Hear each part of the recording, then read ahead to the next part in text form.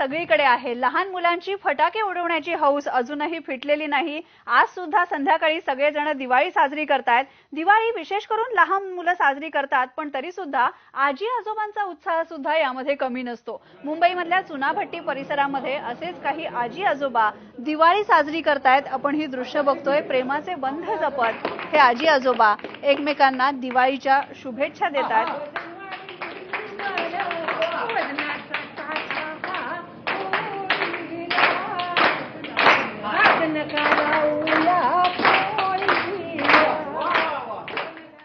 आणि या उत्साहामध्ये सामील होण्यासाठी आपण जाऊया आमचा रिपोर्टर रोहन कदमकडे। रोहन, आजी आजोबा गाणी गातायत, फराळाचे छान छान पदार्थ त्यांनी केलेले आहेत, एकमेकांना शुभेच्छा देतात। काय वातावरण आहे आणि आजी आजोबांबरोबर दिवाळी साजरी करताना तुला कसं वाटतंय? आता मी चुनाभट्टीच्या आंबेडकर नगरमध्ये आणि इकडे खास दिवाळीची संध्याकाळ साजरी होते मानाने तरुण असलेल्या आपल्या आजी आजोबांसोबत। आजोबा, मला सांगा, तुम्ही एक सगळेजण इथं जमलात, मजा करता, तुम्ही काय अशी विशेष तयारी केली आज? दिवाळी म्हणजे लहानपणाच्या मोठ्या आठवणी। आता आज दिवाळी कशी साजरी करायची आणि ज्येष्ठ नागरिक संघांमध्ये दिवाळी कशी साजरी करायची, आता आमच्यात पुष्कळ सभासद आहेत, पण सगळ्या सभासदांना एकत्र आणणं कठीण आहे, एका घरात एकत्र आणणं कठीण आहे। मी असा विचार केला की आपल्या कॉलनीत सगळ्यांना बोलवावं आणि सगळ्यांचा फराळ एकाने आणण्यापेक्षा सगळ्यांनी मिळून फराळ आणणं आणि सगळ्यांनी मिळून आनंद व्यक्त करणं।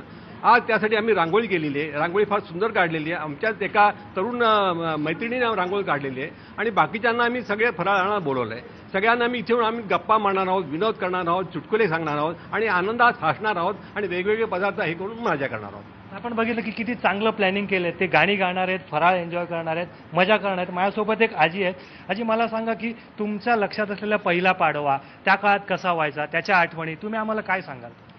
वयाने तरुण असल्यामुळे त्या काळामध्ये वस्तू, सोनं, चांदी या गोष्टींचं खूप अट्रॅक्शन होतं आणि हे सगळं आपल्याला घ्यायचंय याचं मनामध्ये खूप दिवाळीच्या आधी प्लॅनिंग असायचं।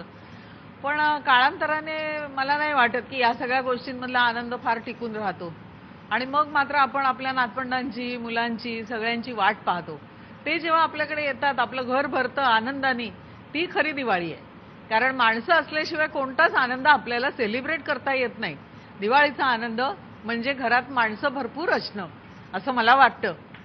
जसं आजी म्हणाल्या की दिवाळीचा आनंद म्हणजे माणसं सोबत असणं, भरपूर असणं, एन्जॉय करणं, तेच हे इकडे करतायत। बरोबर आहे रोहन, अगदी बरोबर आहे। आपल्या जीवलगांबरोबर आपण साजरी करतो तीच खरी दिवाळी आणि तीच आपल्या आठवणीत सुद्धा राहते। यानंतर आपण एक ब्रेक घेणार आहोत। ब्रेकनंतर पुन्हा भेटूया। पहा फक्त IBN लोकमत।